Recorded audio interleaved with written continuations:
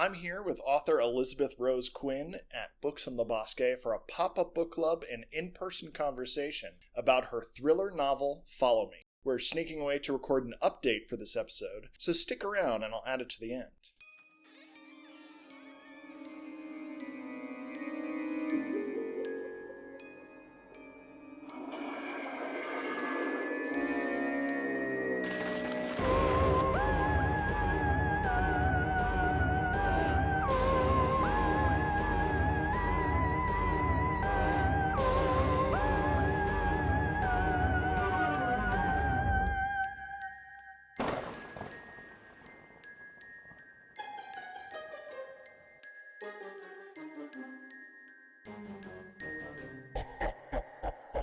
This is We Bleed Orange and Black, the podcast for Halloween and horror lovers. Join us as we interview creators, discuss our favorite horror, and share original spooky stories. I'm Jeff C. Carter. This week, we're talking with Elizabeth Rose Quinn about her new book, Follow Me. Elizabeth Rose Quinn is a novelist and screenwriter. She graduated with a BA in English from UC Berkeley and a master's degree in marriage and family therapy.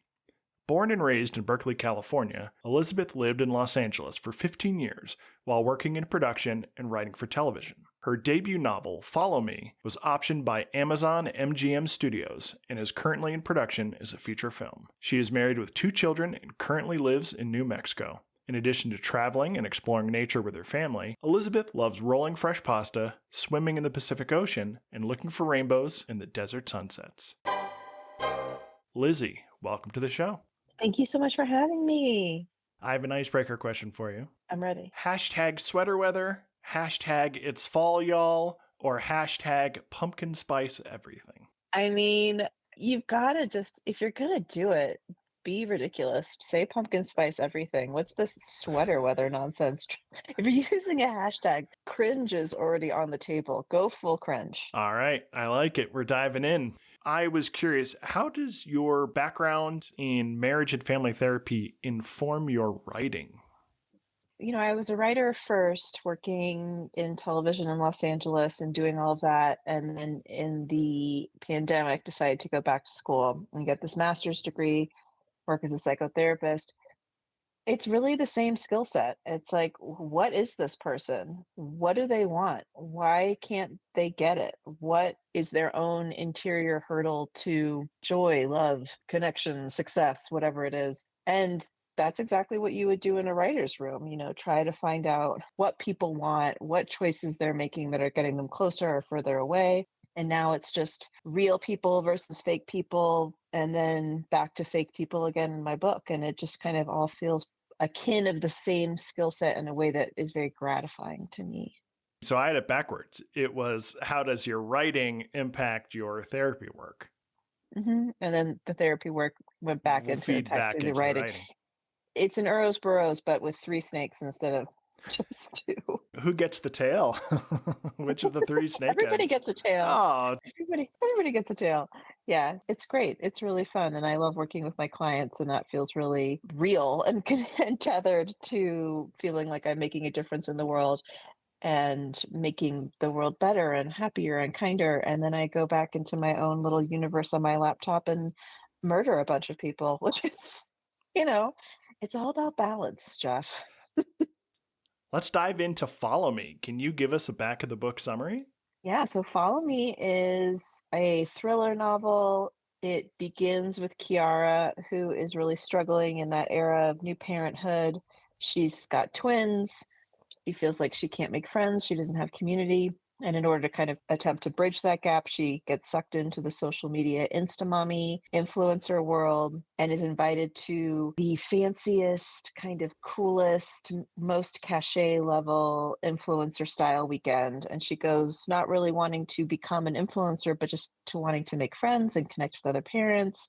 And she never comes home. And then the book shifts to Kiara's twin sister. They are not identical, but they are twins. Adrian, who is not a mother, has never wanted to be a mother, finds everything about family life kind of gross, but no one can find her sister, and she's not going to let it go. So she decides she's going to infiltrate the last place that Kiara was seen alive, which was at the Style Summit. She's going to pretend to be a mommy herself and see if she can find a viable lead to reopen her sister's case. And that is when the hijinks and the gore begins. You did a great thing in chapter 1. This mom who is really on her last nerve is finally up in Northern California. She's away from her family. She's going to get an actual night's sleep. And everything that's inside of her just comes out in like one long exhale, except it's a weird mix of satire and brutal honesty. Everything she's saying about all of her stressors is so raw, but it's so packed. The whole book is packed with a reference, like in every sentence, to some social media trend or some brand or some kind of mommy slang. It almost becomes its own patois. It floods the book, but it never gets tiring because it's 2025 and we're all just swimming in this stream.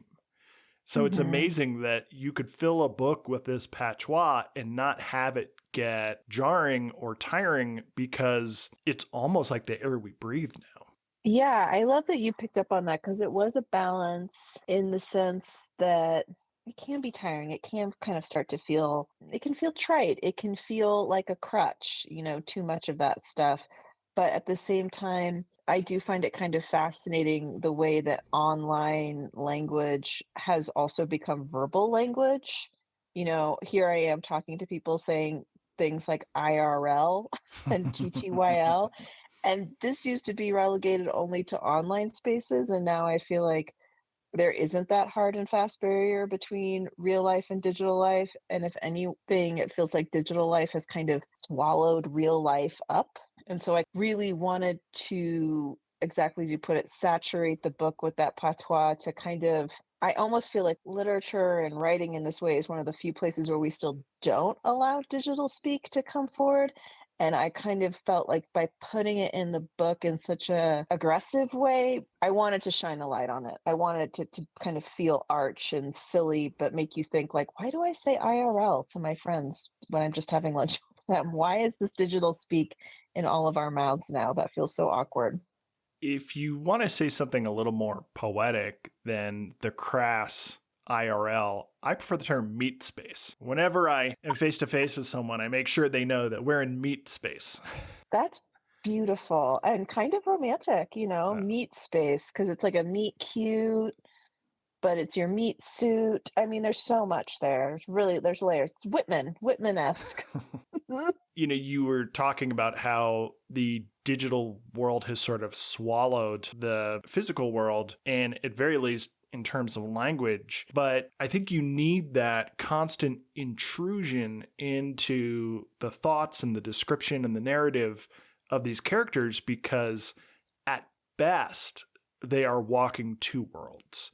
They are trying to deal with the reality of keeping their kids safe and healthy and the expectations of other people while also balancing this artificial, airbrushed performative motherhood online for the consumption of other people, which is in fact really all for the consumption of capitalism. Yeah. You have this super long chapter to open up the book, and we get to know Kiara and her personality, her struggles, her relationships, her background. And then you do that rug pull.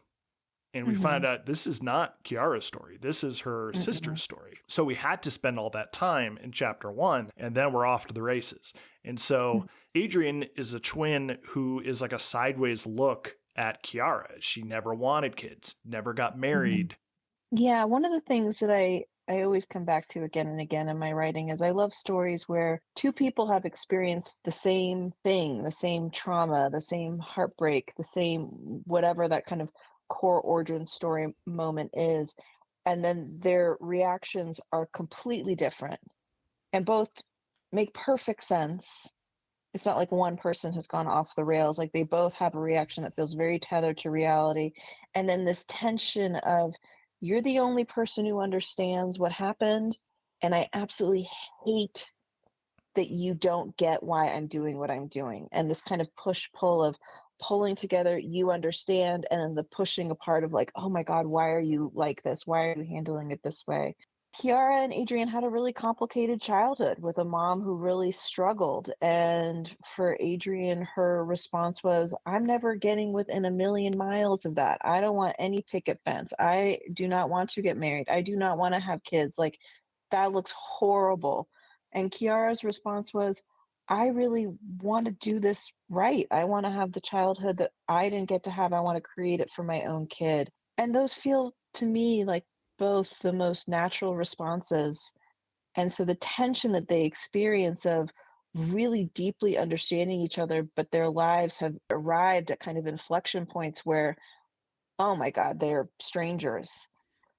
And I think that that's a place where it allowed me to do a lot of kind of emotional work in terms of we really love Kiara and we get why Adrian won't let her go. But on the flip side, we look at Kiara and we see like, wow, she got where she was because of who her sister was for her and what her sister helped her, believe and build and the kind of intimacy of that relationship. And so I felt like in order for the book to go to all of the bonkers places that I wanted it to go, it needed to have this real emotional grounded core because like Adrian's kind of a pill.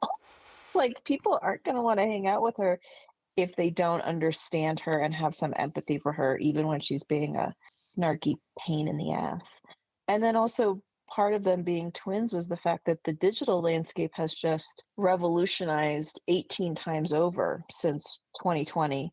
And then since you start with 2000 when Facebook, started, and so I wanted two people who had grown up with the exact same amount of like internet literacy and social media literacy and how they also had navigated that. Like Kiara kind of is a little slow to it, but likes it and kind of thinks it's fun. And Adrian, meanwhile, is like, no, that's garbage. I want nothing to do with that. And Adrian being an outsider allowed me to kind of then poke fun at all the parts of it I think that we've forgotten are absurd. Adrian is an outsider in terms of mommyhood, in terms of Mhm, this influencer culture, but also mhm, society in general. She's an outsider in her mhm, own family. She doesn't expose herself online because she's in hiding. She mhm. does a lot of illegal and shameful things. She has very low self worth. It's great that they're twins, but they're not identical twins. A, because then Adrian wouldn't be able to infiltrate the influencer Yeah. conference, but also Mhm, because they are imperfect mirrors for each other, each mhm. of them containing some half that the sister holds. I love They're that. both imperfect and incomplete without each other. There's so much good screenwriting, and I really appreciate the pacing and the plot, how you set up foils and mirrors for each other. Everything is set up in a really clever way.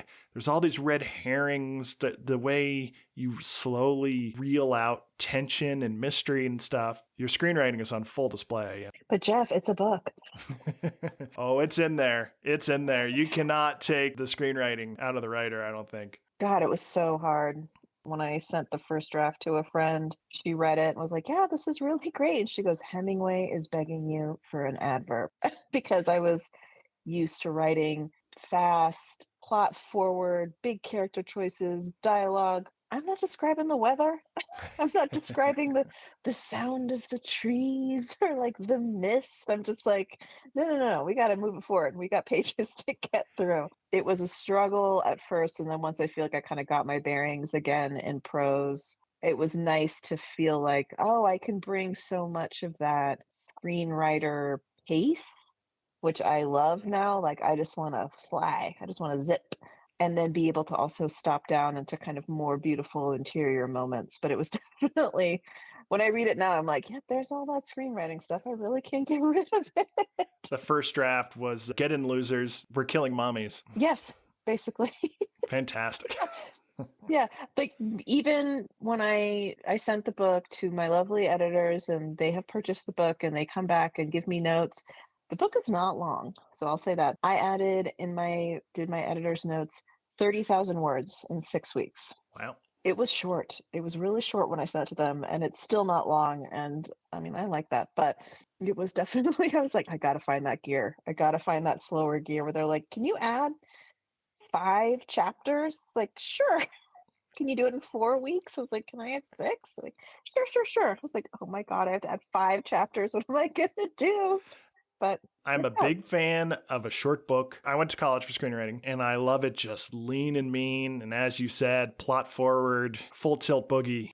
Can you talk about the importance of Halloween through the lens of social media moms?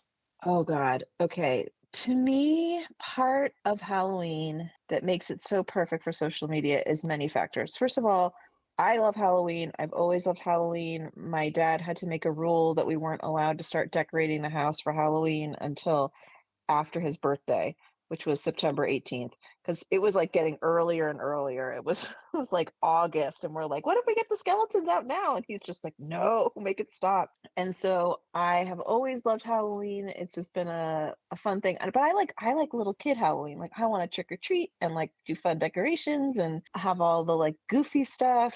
And now that Halloween became like adult Halloween, which I kind of have my own issues with, where like children are secondary, and I'm kind of like, what? Come on, like they got to be able to participate in this a little bit. And then the social media Halloween happened, and all of my thoughts about adult Halloween like went out the window. And now I'm just like, social media Halloween, because it's non-denominational. It's decorations of any version, kind, and color. Like it's this perfect, I put it in there that it's a style springboard, right? You see how there's like Halloween trends each year. And I know that like the things that I put in the book are going to be out of style in 2 years. And the Kardashians having these giant photo shoots of how they're decorating their house for Halloween and everybody copying it. And it felt like not everybody celebrates Christmas and not everybody celebrates Easter. And, we're not doing beautiful banquets at night for Ramadan. That's not a place where people can get Pinterest crazy, but Halloween is just, it's that perfect sweet spot. It's for kids, it's for adults, and it's time for us to like really express ourselves. So I felt like it was ripe for skewering, not Halloween itself, but what it's kind of become in that capitalistic every year new decorations kind of stuff. Because what we loved about growing up with Halloween is like we got the same stuff out every year. And now it's not about getting out that same skeleton. It's about getting a new skeleton and painting it a different color and having it coordinate. And I was just like, that is not what this is about. So that's why I think it was the perfect one for this story to have it be about Halloween. It starts with Kiara going for 4th of July, which is another kind of non-denominational holiday, but Halloween is really the apex. I agree. I do feel like social media has sort of supercharged this Halloween as a consumer experience. Growing up, Halloween was in many ways about consumerism because you're going out and getting candy. But that was it. But that was it. And also, this was not like expensive candy. It was really Necco wafers and Tootsie Rolls. You were just as likely to have a hand-me-down costume or something made by one of your parents or one of your relatives than you were to get a brand new off-the-rack costume. Yes. But going back further, Halloween was not about kids until like 1940. No, it wasn't. I actually listened to a whole podcast about this. And so it was this weird thing where I also feel like it's such an amazing kind of litmus test or lens through which to see like the progression of consumerism in America. And then when I look at, other versions of capitalism, consumerism in America, and how now motherhood is about performing for capitalism and everything will be perfect for your child if you just consume or purchase the right things. And that happens with like, now we're all making leprechaun traps for St. Patrick's Day. Like, I've never heard of this. Why are we all doing this now? And like Valentine's Day becoming just like more and more insane. And Halloween, yeah, it's become this whole other thing of like, perform this for your followers, perform how good your child's childhood is because you did the new version of a pumpkin. It's like, your kids don't care. And they didn't get to do that pumpkin. You did it. And we all know you did it. You have a scene in a pumpkin carving tent that makes me nervous about inviting you back to our own pumpkin carving party. I loved your pumpkin carving party. And I just want to say to the listeners, this pumpkin carving party was so fun and wonderful because there were people there who had never carved pumpkins ever. And like, we're just doing it for the very first time. There were stickers for small people because I've got a small child. And so it was about having fun and doing like fun pumpkin stuff and not who's going to be the best and then make everybody else feel like garbage because they can't make the perfect pumpkin. It's like, that is not what it's about. This is about fun stuff. And you hosted an amazing party and I loved it. Thank you. I'm sorry you can't come back, but I'm scared. I'm scared of you after reading your book. I mean, I promise to leave the mommy rage at home. How about that? Okay, nice. So this book is a murder mystery. I heard you say during your in-store event that you love a nice, cozy mystery. You could have wrapped this all up in a bow with a plucky crime solver, but you went much more hardcore and violent than that. I don't really draw a hard and fast line between thriller and horror, but why was it important to you to go to that extreme? I mean, it would not have been satisfying. Like, there needed to be a pile of bodies.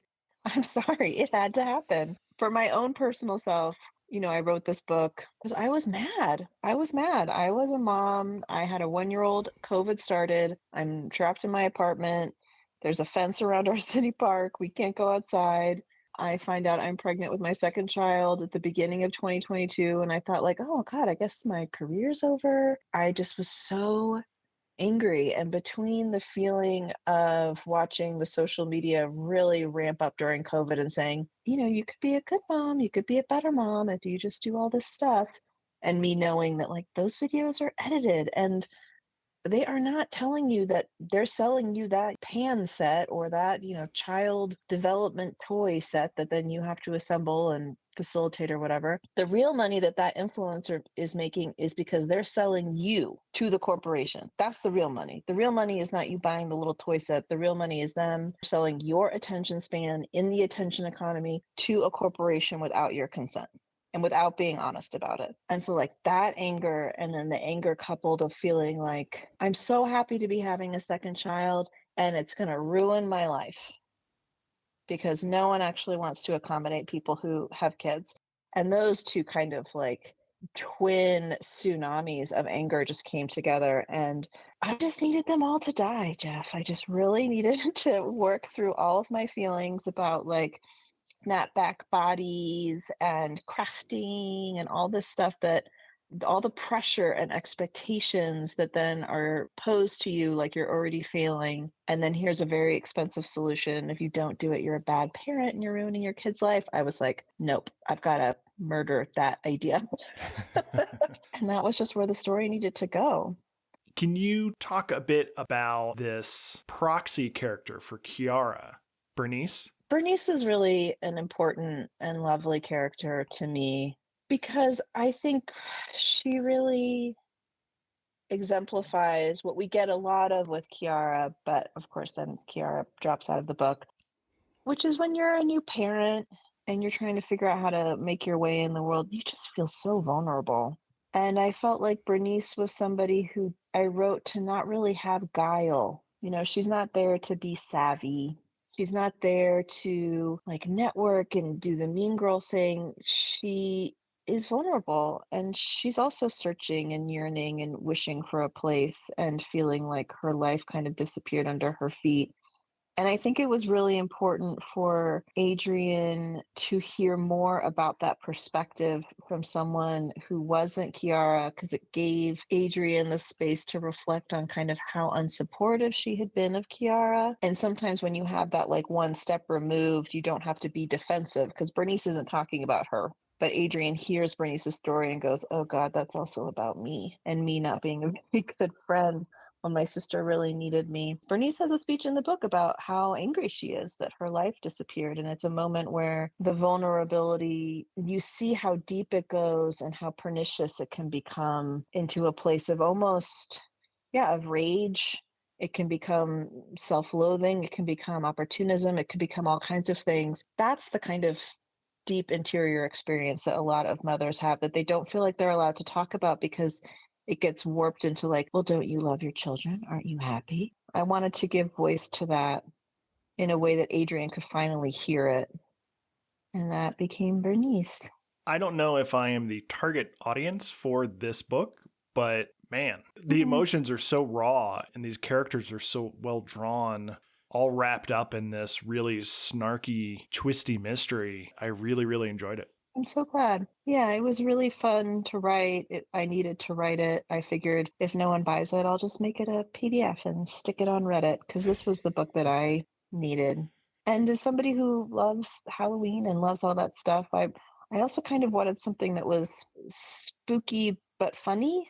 I actually am a little bit much of a wimp to watch true horror because I have nightmares forever. And so I thought, what's the scariest thing that I could watch every year on Halloween? I want to write that story. And that was this. And it got wrapped up in a lot of deep emotional feelings, but I also wanted it to be campy and silly and fun and escapist and satire and all that fun stuff. You nailed it. This book was an absolute riot. It is dripping with Halloween goodness, even if you are lampooning the consumer side of it. Okay, but Jeff, we're skipping over something that's not about the book, which is I ran a haunted house every Halloween for like 5 years. All right, hold on. Let me just delete everything we talked about. Actually, before we get into the haunted house section, can you please tell us about the cover art? Oh, yeah. Okay. So my book is published by Thomas and Mercer, and I've had a wonderful experience with them. They're very communicative, and so they sent me 4 cover options. This was the first one of the 4, and I really loved it. But I did have one note, which was it used to be that in the eyeglasses, it was a chalk outline of a dead body. I asked them if we could change it to something else and gave them like a whole bunch of options. And one of the ones I suggested was flames. And so it was really collaborative, but so much of it came from them already. But what I loved about the cover art is the fact that you can't tell what she's doing. Is she looking at her phone? Is she recording you? Is she recording me? Is she the heroine? Is she the villain? And I thought that kind of ambiguity was really interesting. In the other covers, the woman, as she was portrayed, was more of an object or a kind of prey person that we were following.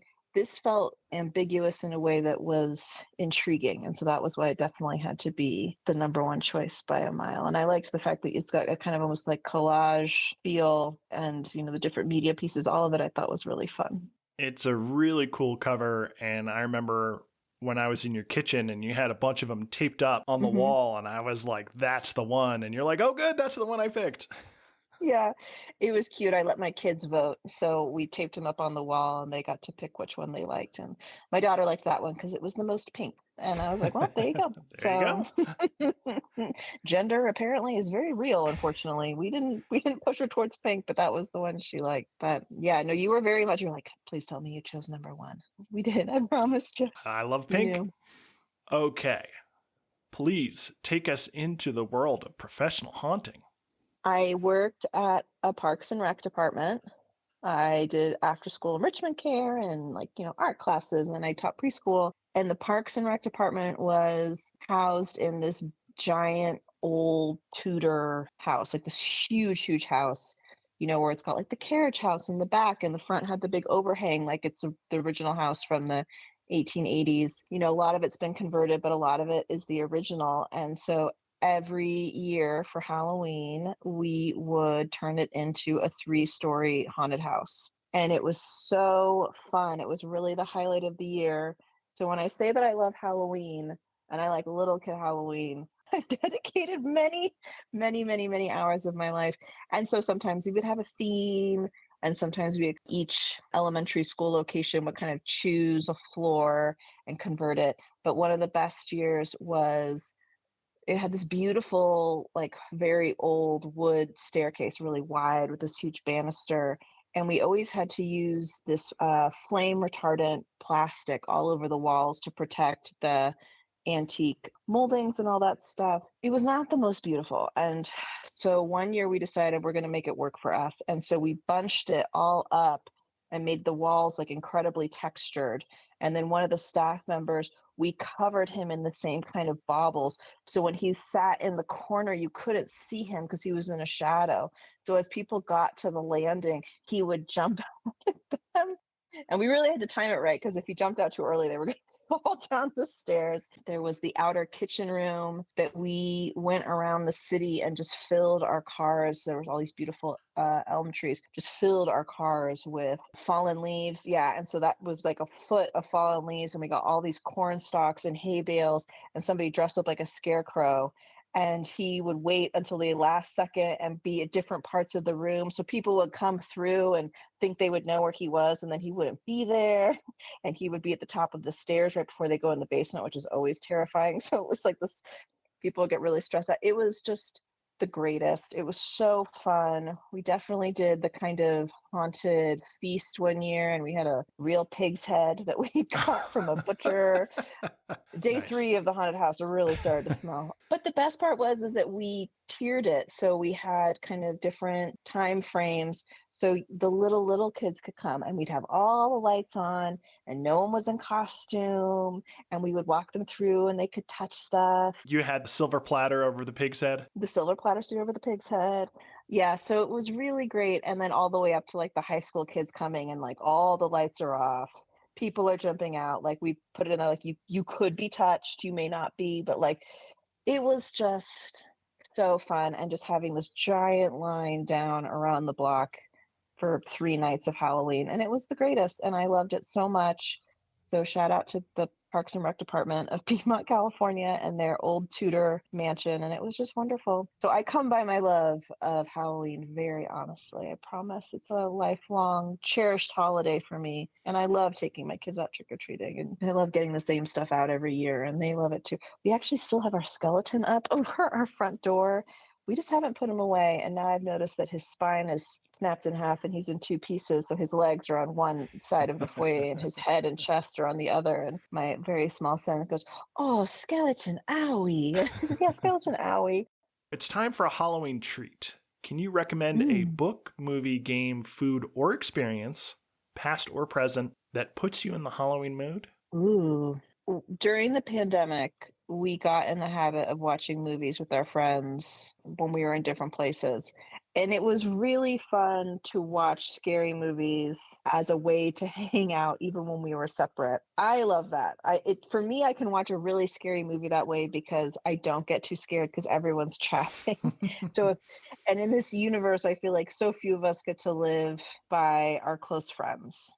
And so if you have somebody that you love who lives in Michigan and you live in Florida, make a movie night and you can sync up your screens and watch The Thing, you can watch The Blob, you can watch Friday the 13th while you have a little FaceTime call in front of you and chit chat. And it's just a really fun time. It was one of the parts of COVID that really felt like nice to connect with people and gave me a way to finally be brave around a horror movie. That's awesome.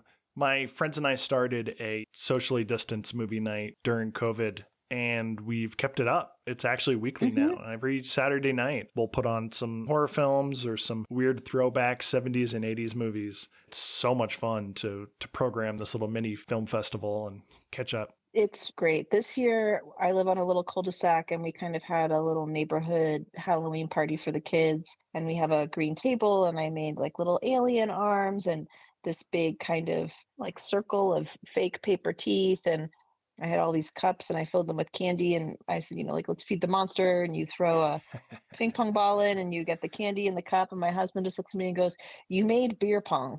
I was like, "Oh my God, I made beer pong." Got to start but the them kids young. loved it. Yeah, I bet they did. I didn't mean to make beer pong, but yeah, Feed the Alien became baby beer pong, but it was great. And don't overthink it. That's Halloween awesome. is supposed to be fun. It doesn't have to be perfect. Just have it be a little bit spooky, a little bit gross. Make the individual pizzas with string cheese and 2 olive eyes for mummies. We've done that. My daughter wanted to have a Halloween birthday party for 3 years. And so we did, except that she's born in February. So just, in the middle of February, happy Halloween, come to my daughter's birthday. And the kids loved it. The parents were like, "What are we doing?" And all the kids were like, "Yeah, I would love to wear my Halloween costume again. Thank you so much." This is your dad's worst nightmare. He's like, "What is happening?" But yeah, why not? My Halloween treat for this episode, because I am basic, is the Starbucks PSL hotline. In 2020, they released a hotline, 1-833 Get Fall with all these different recordings you could choose from where you go on a virtual hayride or you listen to someone crunching through leaves or knitting a sweater. It was so fun. I'll insert some clips. Close your eyes while your mind walks through a forest of fall feels. It's not up right now. It's no longer active, but that's my Halloween treat. Lizzie, what are you working on next? I'm about to turn my next book in to my editor. I'm very excited about it. This is a scoop. I'm probably not supposed to tell you anything, but it will not be a Halloween book, but it will be a New Year's Eve book. So I love to kind of have a fun holiday to anchor it. And it will hopefully stay gory. And it's got that kind of social satire, social commentary, silly until it's dangerous kind of vibe that has apparently become my new go-to. And I'm just really honestly so thrilled to be working in the mystery thriller universe. This is a new professional arena for me. I cannot express every person I've met has been lovely. Every thriller writer has been generous. Every horror movie aficionado has had a list on their phone ready to text me. It just feels like the most welcoming, wonderful community of brilliant creators. And I just feel like I stumbled into the best party and I'm just chuffed as hell to be here. So thanks for having me. Where can our listeners find you online? I am on Instagram at Elizabeth Rose Quinn author. I have a website, which is pretty basic. It's nothing exciting. It's nothing more than I'll be here in 2 months. And those are the main spots that I am. I try not to do the social media thing as much because, man, that thing gives you brain worms. So I'm trying to be intentional about not getting sucked into the world that I just warned everybody about. Otherwise, my next book should just be called Giant Hypocrite. New Year's Eve. Well, Lizzie, thanks for hanging out and hashtagging it up with us. Oh my gosh, this was the best. I'm so grateful. Thank you, Jeff. And thank you to all your listeners. Hey, Lizzie, how are you? I'm good, Jeff. Thanks so much for coming and moderating. You're welcome. So the book has been out for a little while now. How have the readers been responding?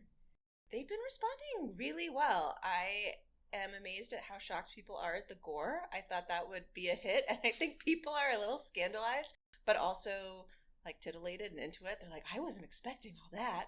So that's been kind of fun. Nice. Can you tell us anything about the movie?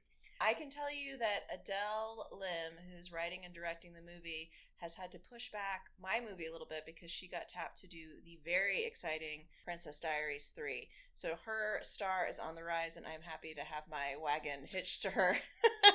Awesome. You teased us with some details about your next book. How's that project come along? I turned in the copy edit yesterday. So that will come out May 5th. It's called Payback. The cover reveal will be coming up the first week of October. And yeah, I'm really, really excited about that. I had a great meeting with my editor, and the publisher's really excited. So this pony officially has 2 tricks. What was it like going from tackling your first novel to a second novel? Were you worried about repeating certain themes or certain scenes or certain characters, or did you have a whole second world spun up already? I definitely had to check sometimes when I would do a little turn of phrase and I would think, uh-oh, that sounds familiar. And I would go back into the document and search to be like, oh, I repeated myself there. So apologies to repeat readers if there are things where you're like, lady, come on.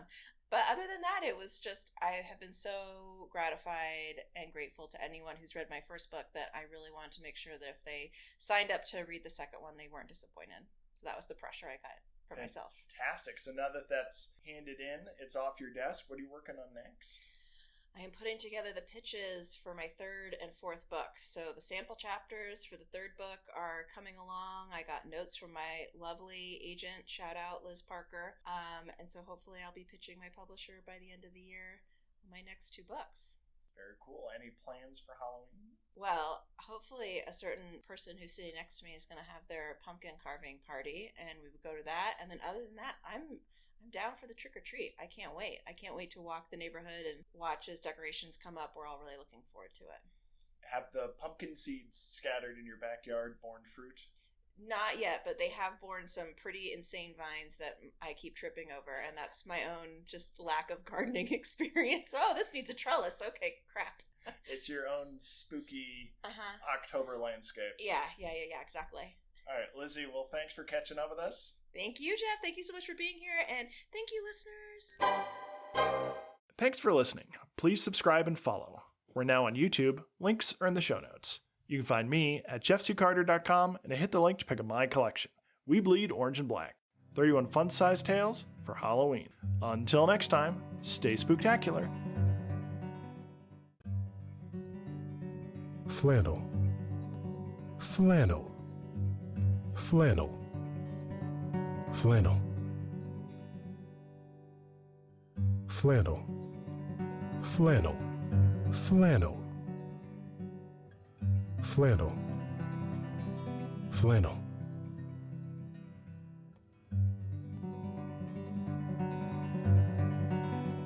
Don't leave just yet.